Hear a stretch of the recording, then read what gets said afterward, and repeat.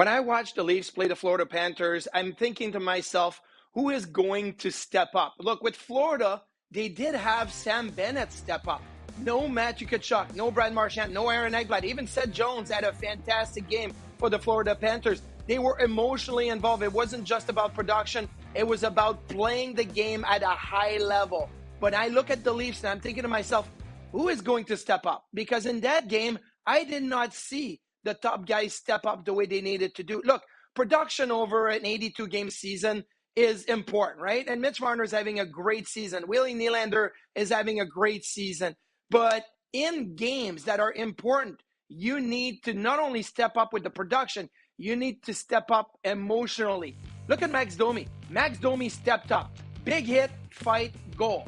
But Max Domi isn't going to move the needle that much when it comes to a matchup against the Florida Panthers or a matchup against the Colorado Avalanche with the Leafs lost last week. Or again, the Vegas Golden Knights. Well, you know what? The Leafs also lost that one. So who is going to step up? I know it's a new coach, Craig Berube. I know there's new addition and Scotty Lawton and Brendan Carlo and Tanev was back. So there was a lot of new pieces to come in. But the same core played just like the same way they have been playing in the playoffs over the last few years. Now, when you look moving forward, the Leafs have a big emotional game against the Ottawa Senators coming up. You need to step up. And yes, Matthews, you need to step up. I know you've been banged up this year and the production isn't where you would want it to be, but emotionally, you need to be involved. Marner, Nylander, Riley, everybody, the core has to emotionally be involved against a playoff type of atmosphere in game against the Ottawa Senators. You still have the Florida Panthers twice. You still have the Tampa Bay Lightning. You have matchups that emotionally the core players are going to have to step up if you want me to believe that it's going to be a different story in the playoffs this year.